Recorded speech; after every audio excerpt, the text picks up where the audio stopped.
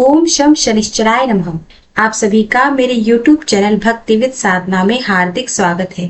शनि देव नव ग्रह में सबसे उग्र स्वभाव का ग्रह माना गया है। वहीं भगवान भोलेनाथ ने इन्हें न्याय के देवता की उपाधि दी है। कुंडली में यदि शनि भारी हो तो जीवन में उथल पुथल मच जाती है, लेकिन शनि देव जिस पर प्रसन्न हो जाए उसके भाग्य खुल जाते हैं। शनि देव को प्रसन्न करने के लिए शनिवार के दिन व्रत रखना शुभ माना गया है। जो लोग शनिवार का व्रत करते हैं उनको पूजा के समय शनिवार व्रत कथा का श्रवण करना चाहिए। शनिवार व्रत कथा के सुनने या पढ़ने से शनि दोष और साढ़े साती ढैया के प्रभाव कम होते हैं। कुछ लोग ऐसा भी मानते हैं कि शनिदेव हमें केवल अपने क्रोध का ही शिकार बनाते हैं, परंतु ऐसा बिल्कुल भी नहीं है। शनिदेव अगर किसी को उनके बुरे कार्यों की सजा देते हैं तो उनके अच्छे कार्यों के लिए उन्हें अच्छे फल भी देते हैं। शनिदेव महान है। अगर उनकी कृपा प्राप्त हो जाए तो कहते हैं कि हर इंसान का कल्याण हो जाता है। काले तिल, सरसों का तेल, काले वस्त्र, काली उड़द शनि देवता को बहुत प्रिय होते हैं और इनसे ही शनि देवता की पूजा भी की जाती है। शनि देवता के मंत्रों का जाप करने के साथ ही शनिवार के दिन अगर आपसे जाने अनजाने कोई गलती हो गई हो तो उसके लिए आपको क्षमा याचना करनी चाहिए। शनिवार के दिन पीपल के वृक्ष में मीठा जल भी अर्पित करना चाहिए और पीपल के वृक्ष की 7 परिक्रमा करनी चाहिए। शनिवार के दिन विशेष रूप से शनि देव के मंदिर में सरसों के तेल का दीपक जलाना चाहिए और अगर इस दिन आप उपवास ना भी रख पाए तो भी विधिवत पूजा करके व्रत की कथा जरूर सुननी चाहिए। आज के इस वीडियो में मैं आपको सुनाऊंगी शनिवार व्रत कथा। हे शनिदेव, इस कथा को कहने, सुनने और हुंकार भरने वाले सभी भक्तों के कष्ट दूर करना, सभी भक्तों की रक्षा करना, उनकी सभी मनोकामनाएं भी पूर्ण करना। आइए सुनते हैं शनिवार व्रत कथा। पौराणिक कथा के अनुसार एक बार स्वर्ग लोक में सबसे बड़ा कौन, इस प्रश्न पर सभी 9 ग्रहों में वाद विवाद हो गया। सभी 9 ग्रह एक दूसरे से कहने लगे कि मैं सबसे बड़ा, और इस पर वाद विवाद इतना बढ़ गया कि परस्पर भयंकर युद्ध की परिस्थिति जैसी बन गई। कोई हल ना निकलता देखकर सभी 9 ग्रह के देवता देवराज इंद्र के पास पहुंचे और कहने लगे, हे देवराज, अब तो आपको ही इसका निर्णय करना होगा कि हम में से सबसे बड़ा कौन है।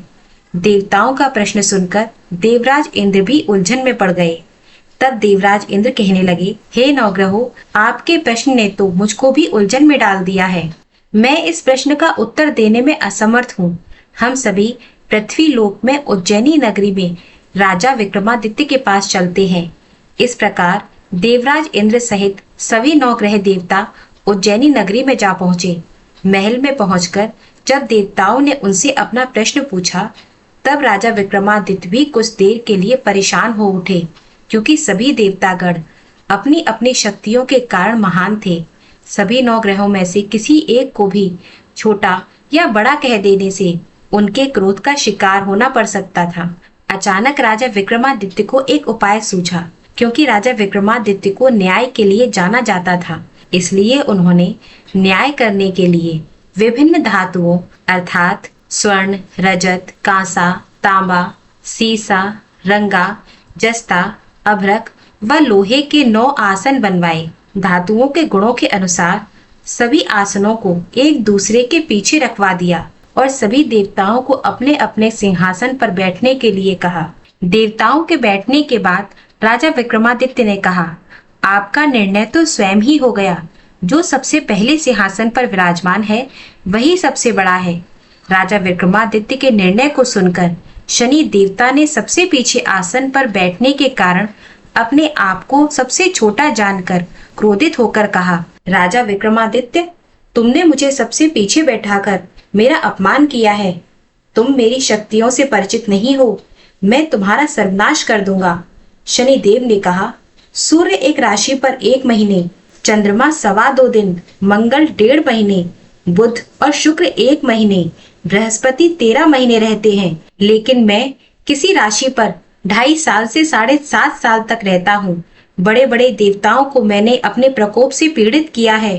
राजा राम को 7.5 के कारण ही वन में जाकर रहना पड़ा था और रावण को साढ़े साती के कारण ही युद्ध में मृत्यु का शिकार बनना पड़ा था। राजा, अब तू भी मेरे प्रकोप से बच नहीं सकेगा। इसके बाद अन्य ग्रहों के देवता तो प्रसन्नता के साथ चले गए, परंतु शनिदेव बड़े क्रोध के साथ वहां से विदा हुए। राजा विक्रमादित्य पहले की तरह ही न्याय करते रहे। उनके राज्य में सभी स्त्री पुरुष बहुत आनंद से जीवन यापन कर रहे थे। कुछ दिन ऐसे ही बीत गए। उधर शनि देवता अपने अपमान को भूले नहीं थे। विक्रमादित्य से बदला लेने के लिए एक दिन शनि देव ने घोड़ों के व्यापारी का रूप धारण किया और बहुत से घोड़ों को लेकर उज्जैनी नगरी पहुंच गए। राजा विक्रमादित्य ने राज्य में किसी घोड़े के व्यापारी के आने का समाचार सुना तो उन्होंने अपने अश्वपाल को घोड़े खरीदने के लिए भेज दिया। घोड़े कीमती थे। अश्वपाल ने जब वापस लौटकर इस संबंध में बताया तो राजा विक्रमादित्य ने स्वयं आकर एक सुंदर व शक्तिशाली घोड़े को पसंद किया। घोड़े की चाल देखने के लिए राजा उस घोड़े पर सवार हुए। तभी वह घोड़ा बिजली की गति से दौड़ पड़ा। तेजी से दौड़ता घोड़ा राजा को दूर जंगल में ले गया और फिर राजा को वहां गिराकर जंगल में कहीं गायब हो गया। राजा अपने नगर को लौटने के लिए जंगल में भटकने लगा, लेकिन उन्हें लौटने का कोई रास्ता नहीं मिला। राजा को भूख प्यास लगाई। बहुत घूमने पर उसे एक चरवाहा मिला। राजा ने उससे पानी मांगा। पानी पीकर राजा ने उस चरवाहे को अपनी अंगूठी दे दी। फिर उससे रास्ता पूछकर जंगल से निकलकर पास के एक नगर में पहुंचा। राजा ने एक सेठ की दुकान पर बैठकर कुछ देर के लिए आराम किया। उस सेठ ने राजा से बातचीत की तो राजा ने उसे बताया कि मैं उज्जैन नगरी से आया हूँ। राजा के कुछ देर दुकान पर बैठने पर सेठ जी की बहुत अच्छी बिक्री हुई। सेठ ने राजा को बहुत भाग्यशाली समझा और खुश होकर सेठ राजा को अपने घर भोजन कराने के लिए ले गया। सेठ के घर में सोने का एक हार खूंटी पर लटका हुआ था। राजा को उस कमरे में छोड़कर सेठ कुछ देर के लिए बाहर गया। तभी अचानक एक घटना घटी। राजा के देखते ही देखते सोने के हार को खूंटी ने निगल लिया। सेठ ने कमरे में लौटकर हार को गायब देखा तो चोरी का संदेह राजा पर ही किया, क्योंकि उस कमरे में राजा ही अकेला बैठा था। सेठ ने अपने नौकर से कहा कि इस परदेसी को रस्सियों से बांधकर नगर के राजा के पास ले चलो। राजा ने विक्रमादित्य से हार के बारे में पूछा तो उसने बताया कि उसके देखते ही देखते खूंटी ने हार निगल लिया था। इस पर राजा ने क्रोधित होकर चोरी करने के अपराध में राजा विक्रमादित्य के हाथ पैर काटने का आदेश दे दिया। राजा विक्रमादित्य के हाथ पैर काटकर उसे नगर की सड़क पर छोड़ दिया गया। कुछ दिन बाद एक तेली वहां से गुजरा।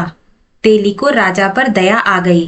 वह उसे अपने घर ले गया और कोल्हू पर बैठा दिया।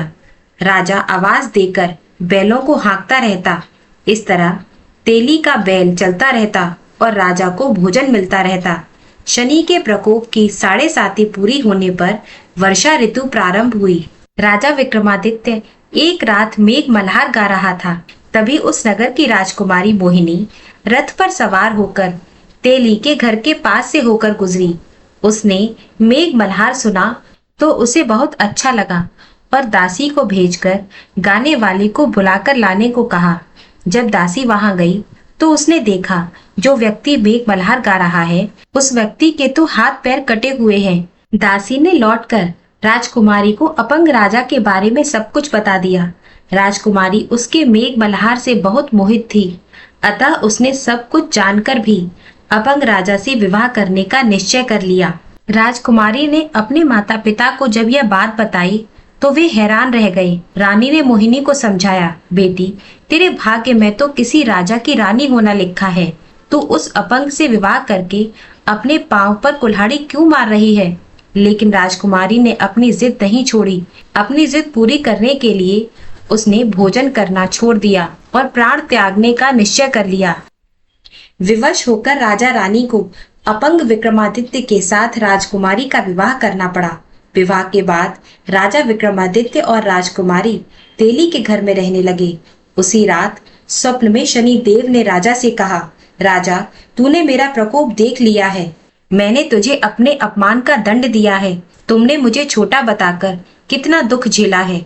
तब राजा ने शनि देव से क्षमा मांगी और प्रार्थना की कि हे शनि देव, आपने जितना दुख मुझे दिया है और किसी को मत देना। शनि देव ने राजा की प्रार्थना स्वीकार कर ली और कहा, जो कोई स्त्री पुरुष मेरी पूजा करेगा, शनिवार को व्रत करके मेरी कथा सुनेगा, उसे मेरी दशा में कोई दुख नहीं होगा। और जो नित्य मेरा ध्यान करेगा और चींटियों को आटा डालेगा, उसके सारे मनोरथ पूरे हो जाएंगे। साथ ही शनि देव ने प्रसन्न होकर राजा के हाथ पैर वापस दे दिए। सुबह जब राजा विक्रमादित्य की नींद खुली तो अपने हाथ पांव देखकर राजा बहुत खुश हुआ। जब राजकुमारी ने राजा को देखा तो वह हैरान रह गई। तब राजा विक्रमादित्य ने अपना परिचय देते हुए राजकुमारी से कहा कि वह उज्जैनी नगरी के राजा विक्रमादित्य हैं और शनि देव के प्रकोप की सारी कहानी सुनाई। सेठ को जब इस बात का पता चला तो वह दौड़ता हुआ तेली के घर पहुंचा और राजा के चरणों में गिरकर क्षमा मांगने लगा। तब राजा ने उसे क्षमा कर दिया और कहा कि यह सब तो शनि देव के प्रकोप के कारण हुआ था। सेठ राजा को अपने घर ले गया और अनेक प्रकार के व्यंजनों से राजा का स्वागत सत्कार किया। तभी सबने देखा कि जो खूंटी पहले हार निगल रही थी, वही अब हार उगल रही थी। सेठ ने अनेक मोहरें देकर राजा का धन्यवाद किया और राजा से कहा कि वह उसकी पुत्री से भी विवाह कर ले। राजा ने इसे स्वीकार कर लिया। कुछ समय के बाद राजा विक्रमादित्य अपनी दोनों रानियों के साथ उज्जैनी नगरी पहुंची तो नगर वासियों ने हर्ष से उनका स्वागत किया। सारे नगर में दीप जलाए गए और खुशियां मनाई गईं। अगले दिन राजा विक्रमादित्य ने पूरे राज्य में घोषणा की कि मैंने शनि देव को सबसे छोटा बताया था, जबकि शनि देव देवों में सर्वश्रेष्ठ हैं। तब से सारे राज्य में शनि देव की पूजा और कथा नियमित तौर से होने लगी। राजा विक्रमादित्य की घोषणा से शनि देव बहुत प्रसन्न हुए। शनिवार का व्रत करने तथा व्रत कथा सुनने के कारण सभी लोगों की मनोकामनाएं शनि देव की अनुकंपा से पूरी होने लगी। सभी लोग आनंद पूर्वक रहने लगे। प्रेम से बोलिए शनि देव महाराज की जय, सूर्य पुत्र शनि देव की जय। उम्मीद करती हूँ कहानी आपको पसंद आई होगी। ऐसी ही कथा कहानियाँ सुनने के लिए हमारे चैनल को सब्सक्राइब जरूर कीजिएगा।